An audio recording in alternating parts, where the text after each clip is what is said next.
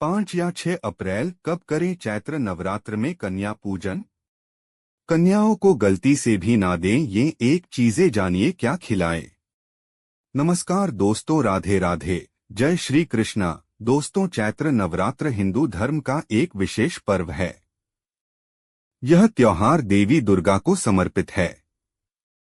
इस दौरान साधक माता रानी के 9 रूपों की पूजा अलग अलग दिन करते हैं और कठिन व्रत रखते हैं।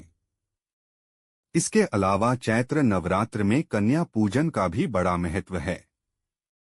कन्या पूजन में कन्याओं को देवी दुर्गा के 9 रूपों का प्रतीक मानकर उनकी पूजा की जाती है। वहीं यह अनुष्ठान इस व्रत का अहम भाग माना जाता है। तो आइए इस वीडियो में जानते हैं कि कन्या पूजन कैसे करना चाहिए। कन्या पूजन कब करना है? चैत्र नवरात्र में कन्या पूजन अष्टमी या नवमी तिथि को किया जाता है। इस साल अष्टमी तिथि 5 अप्रैल और नवमी तिथि 6 अप्रैल को पड़ रही है, जिस वजह से अष्टमी तिथि की कन्या पूजन 5 अप्रैल और नवमी तिथि की कन्या पूजन 6 अप्रैल को की जाएगी। ऐसे में आप इन दोनों में से किसी भी दिन कन्या पूजन कर सकते हैं। कन्या पूजन मंत्र। ऐ क्ली चामुंडाय विच्चे नमः। दुं दुर्गाय नमः। कन्या पूजन महत्व। नवरात्रि के दौरान माता के भक्त कन्या पूजन करते हैं। माना जाता है कि कन्याओं का पूजन करने से माता का आशीर्वाद भक्तों को प्राप्त होता है। भारत में कई जगह कन्या पूजन नवरात्रि की अष्टमी तिथि के दिन होता है, वहीं कहीं कहीं नवमी तिथि के दिन भी कन्या पूजन किया जाता है। आज हम आपको बताएंगे कि अगर आप भी नवरात्रि के दौरान कन्या पूजन करने वाले हैं तो किन गलतियों को करने से आपको बचना चाहिए। कंजिका पूजन में एक लांगुर को भी बैठाया जाता है। अक्सर लोग इसे भैरव बोल देते हैं, लेकिन ये असल में स्कंद का स्वरूप होता है। यानी जब आप कंजिका पूजन करते हैं तो ये एक लड़का स्कंद कार्तिकेय का प्रतीक होता है। कन्या पूजन के लिए कन्याओं की बात करें। कन्या पूजन के दौरान लोग 2 से 10 वर्ष की छोटी छोटी कन्याओं को मां दुर्गा का स्वरूप मानकर आदरपूर्वक घर बुलाते हैं, उनके पैर धोते हैं, भोजन में पूरी, चना, हलवा और नारियल खिलाते हैं। अगर आप इस विधान में किसी प्रकार की गलती करते हैं तो आपके लिए अच्छा नहीं होता है, यानी माता दुर्गा का आशीर्वाद आपको नहीं मिलता है।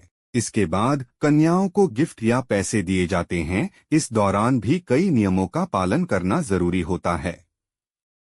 अगर आप इस विधान में किसी प्रकार की गलती करते हैं तो आपके लिए अच्छा नहीं होता है, यानी माता दुर्गा का आशीर्वाद आपको नहीं मिलता है। लेकिन इस बात का ध्यान रखें कि कन्या पूजन के दौरान भूलकर ऐसी कोई गलती न करें जिससे माता रानी नाराज हो जाएं। कन्या पूजन पर लोग कन्याओं को कई तरह के उपहार देते हैं, जो कि बहुत अच्छी बात है।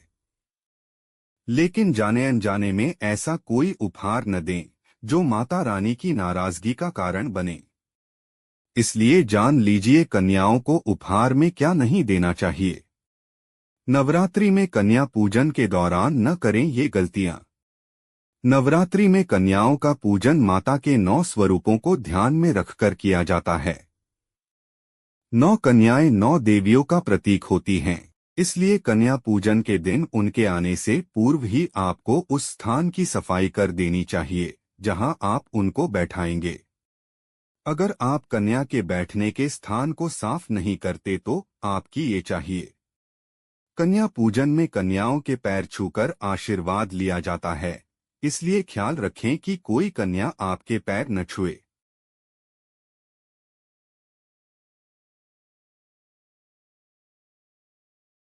कन्या पूजन में कंजकों को न दें ऐसा उपहार। नवरात्रि के 9वें दिन यानी नवमी तिथि को कन्या पूजन कराने का विधान होता है। इस दौरान कंजकों को भोजन कराने के बाद उपहार दिए जाते हैं।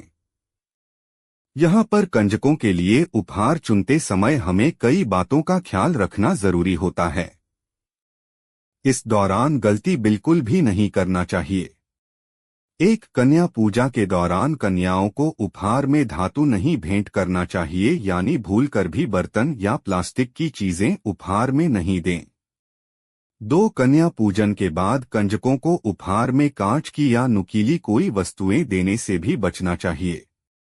3 माता का स्वरूप होती हैं कन्याएं, इसलिए लाल रंग की चुनरी या कपड़े उपहार में देना चाहिए। गलती से भी काले कपड़े व काले रंग का रुमाल भेंट नहीं करें।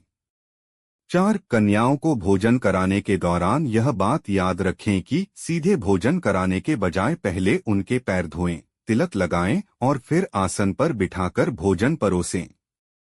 5 भोजन बनाने के दौरान खाना लहसुन और प्याज का नहीं बना होना चाहिए। 6 छोटी कन्याएं जितना खा पाएं उन्हें आदरपूर्वक उतना ही खिलाएं।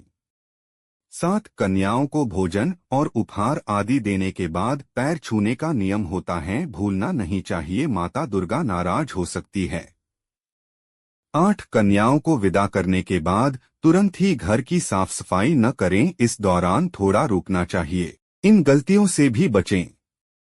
कन्याओं को घर आते ही सीधे भोजन कराने के बजाय पहले उनके पैर धोएं, तिलक लगाएं और फिर आसन पर बिठाएं।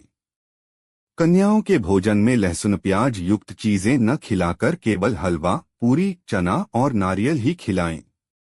छोटी कन्याएं जितना खा पाएं उन्हें आदरपूर्वक उतना ही खिलाएं। बिना पैर छुए कन्याओं को भूलकर भी विदा न करें, इससे मां दुर्गा नाराज हो जाती हैं। कन्याओं को विदा करने के बाद तुरंत ही घर की साफ सफाई न करें। देवी पूजन के बाद परिवार ग्रहण करे प्रसाद।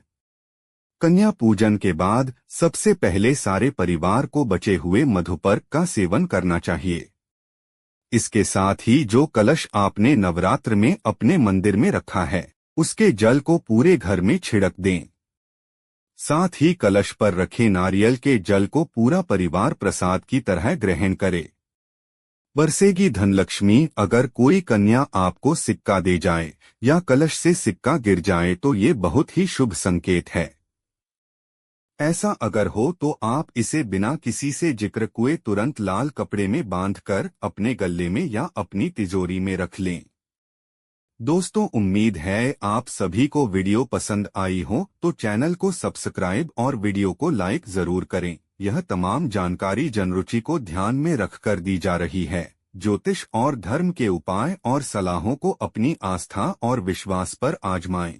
कंटेंट का उद्देश्य मात्र आपको बेहतर सलाह देना है। इस संदर्भ में हम किसी प्रकार का कोई दावा नहीं करते हैं। धन्यवाद।